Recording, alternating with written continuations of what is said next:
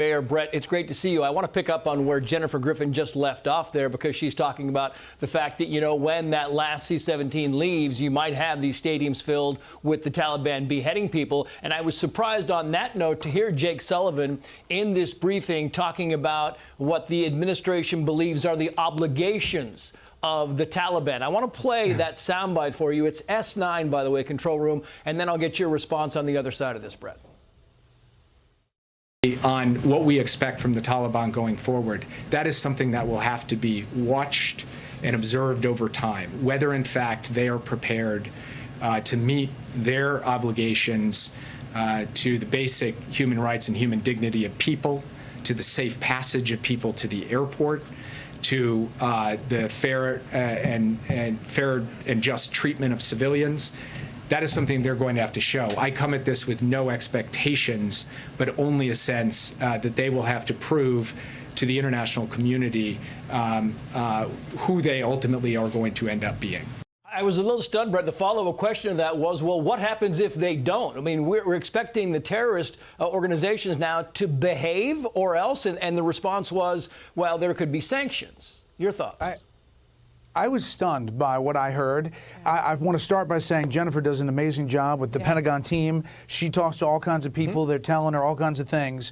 But from my analysis point of view, if the plan is that you're going to tell more than 10,000 Americans who are scattered throughout Afghanistan, Kabul and other cities, to make it to the airport and trust that the ring of Taliban fighters who surround the airport are suddenly going to get the word from their leaders to let them in and not have any problem, and that's the White House plan, that's stunning to me. And I think there are a number of things said in that press briefing which just shocked me. I think the false equivalence that you had the decision leave 2,500 troops, get the evacuation to happen, and then pull the troops out, keep Bagram Air Base.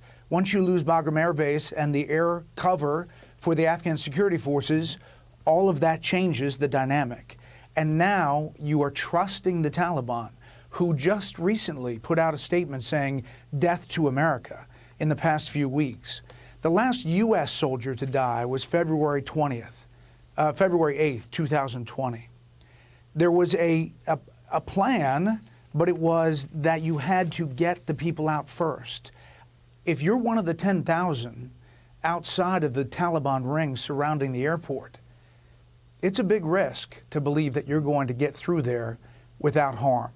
And what happens if, as Jennifer mentions, something transpires, whether it's a terrorist attack at the airport, whether it is an attack on the outskirts of the airport, and the U.S. military then decides it's time to go? What do we do with the people who are still on the ground? On the evacuations, I too found this comment from Sullivan stunning. Listen, Bret. So from our perspective, what we have to do now is focus on the task at hand, the mission at hand. You mentioned chaos at the airport yesterday. At the end of the day, the question is, can we effectively evacuate those people who we intend to evacuate? And that is what we are planning for and executing against beginning today. Why is that a question, and why was there not preparation for that if every contingency was planned for, Bret? Yes, Andrew, I think your point earlier is perfect, because every contingency could not have been planned for. Just last week, you had the Secretary of State saying it's not going to happen over 3 days. It's not going to happen over a long weekend. You had the President saying there's not going to be a Saigon helicopter. That's what is transpiring. Not only that, but you had 2,500 troops on the ground. Now you've since put in some 7,000. That seems like it's adding, and they're obviously trying to get everybody out. They're not calling it a combat mission. But the second anything starts firing there, it's a combat mission. And I think that having Jake Sullivan try to explain this in this way was interesting. And you saw the White House correspondents kind of pressing on different sides to get at the same question, was what happens if they can't get through? Yeah. Yeah, and it's a great point, Greg. And Jennifer asked this question yesterday, why haven't we heard from the defense secretary? Why have we not heard from the Secretary of State? We heard from Jake Sullivan today. Why isn't the president standing at that podium? Why isn't he at the White House? You guys listen, the other shocking thing was that we heard that the president of the United States has not talked to one other world leader since Kabul fell. Time out. What? Yeah. The president of the United States has not talked to another world leader? He's at Camp David. It's not like he doesn't have access to the phone or the Zoom or the protected lines. Now, understanding that the Secretary of State and the Defense Secretary have reached out and other counterparts have talked, but I just found that stunning, too. The world leader has not talked to other world leaders who have been talking to themselves about what's going to happen next in Afghanistan. Yeah, and there were comments made today by people in the UK about the fact that, listen, China and Russia are looking at this and they're elated. They're seeing what's happening on the ground and they are elated. And you have the UK wondering, okay, well, when's the terrorist buildup going to happen again? You made a very good point earlier about the Bagram Air Base. It didn't come up in the briefing, Brett, but it really is a fair assumption because Jake Sullivan started out really by saying it was time to say to the Afghan people they had to stand up for themselves. And the question is, do they sink or swim on the basis that there is nobody at the Bagram Air Base who can deliver air support for these people if, in fact, they do start fighting? Because we all know the Afghan Air Force is severely diminished. Trace, while Jake Sullivan did a good job inserting empathy, which really wasn't in President Biden's speech, about women and about the human toll of seeing these people grab onto those planes, what he did again, which was in the president's speech, was to say that the Afghan soldiers never stood up for themselves. Well, that's just false. Tens of thousands of Afghan security forces have been fighting the fight for really the last 6 years. And I'm talking north of 50, 60, 70,000 have died fighting for their country, fighting the Taliban. Now, they did that because we trained them to work with close air support. We trained them that if you get in this fight, then you call in the bombers or you call in the Apaches and you laser target, and this is how it works. And a lot of them learned how to do that. Once they knew that Bagram Air Base had closed and the 2,500 troops were leaving, that air support was no longer there. And the Taliban in province after province were going in from anecdotal information on the ground, executing people, beheading people, and saying, this is what's going to happen to you. And instead of saying, we're going to see that happen, they laid down their arms.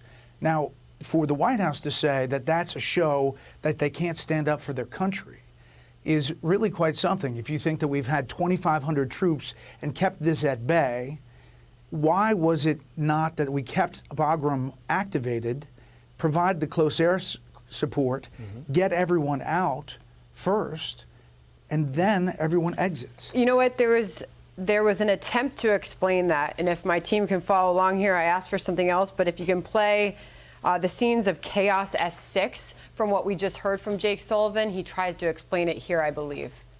S6, yeah. All right, I'll take them a second. He just tried to describe why that didn't happen, Brett, and listen. That is not something that can be fundamentally avoided. And so while it is a point for reasonable debate, in my view, as to how to think about the right moment to signal a complete loss of confidence in a government or not. So that was the explanation. I'm sure you heard it as well, Brett, why they didn't evacuate sooner. And the Afghans were fearing the optics of an evacuation earlier, signaling a loss of confidence in the government there ahead of all of this. And that's a choice that they had to make. They had to make that choice, and the intelligence had to play a part in it. And the fact that everyone believed that pulling out those troops, they could still hold on their own, is a failure. Yeah. It's just a failure. And they want to put it on the Afghan security forces, but it's a failure also of the U.S. intelligence community and this White House to make that decision. It is remarkable how many times you heard, Trace and I kind of acknowledged to ourselves as we were listening, how many times you heard Jake Sullivan stand by every contingency plan was prepared for, while also describing their view heading into this as clear-eyed. Here was more from Sullivan taking that stance once again. We heard him from Biden yesterday. Here he was a moment ago. When you conclude 20 years of military action in a civil war in another country with the impacts of 20 years of decisions that have piled up, you have to make a lot of hard calls, none with clean outcomes. What you can do is plan for all contingencies. We did that. At what point do we hear from the president, we're told in coming days, do we hear an acknowledgement that this was not planned for? This scramble, this chaos that we're seeing, Americans still in Kabul not able to get to the airport, Bret? Listen, I hope, we all hope, that this works as Jake Sullivan says, that the Taliban, in fact, produce safe passage for all these people to somehow get to the airport and get beyond all of these fighters that are surrounding it. But that doesn't seem like a legitimate plan, considering that this is not a finely tuned military machine, the Taliban force. It is at times ragtag, and it's also bloody and has a history of being horrific, especially to Afghans who support the U.S. I know it's been a rapid-fire question and answer thing at you, Bret. Thanks, Bret. You've been remarkable. I really want to just, lastly, because he was asked, and you guys touched on this earlier, what would you have done differently was asked to Jake Sullivan, and he went back and he said, well, you know, we're going to give it a hot wash. I guess that means a review of this thing. But then he went back and he clarified that, saying the hot wash was not to discuss what they did wrong, it's to discuss the totality of the mission and all points. And so there's still this resistance, this defiance for them to say, well, you know, this thing was screwed up from start to finish. Yeah. A couple more things, and that is, one, is that it's, again, just a straw man to say that you either left 2,500 troops there in eternity, or you are fighting a civil war for some other country, you know, and that's not what was happening. There was an effort to get those troops out. It was about sequence and preventing the chaos. And this did not happen in this case. Tonight, we've got Senate Minority Leader, I should say, Mitch McConnell, on the show, who has a lot to say about this particular topic and others. And then we have the UN ambassador from Pakistan. And one of the reasons I really want to talk to him is to get a sense of what the next door neighbor is going to be looking at and how they're going to deal with counterterrorism that many experts are really, really worried about. Al-Qaeda 2.0 becomes Al-Qaeda 3.0, and it's a real threat ahead of the 20th anniversary of 9/11. Yeah. And I will just say, in closing to you, Bret, you know, we've talked about this many times, but when you talk about recruiting tools, you talk about recruiting potential terrorists, and there is nothing better in the recruiting world, ask any great football coach, than victory. And this was a victory that they will use to recruit for a long time to come. Bret, great to have you on. We'll be watching Special Report tonight, 6 o'clock. Bret, thank you. Hey, Sean Hannity here. Hey, click here to subscribe to Fox News YouTube page and catch our hottest interviews and most compelling analysis. You will not get it anywhere else.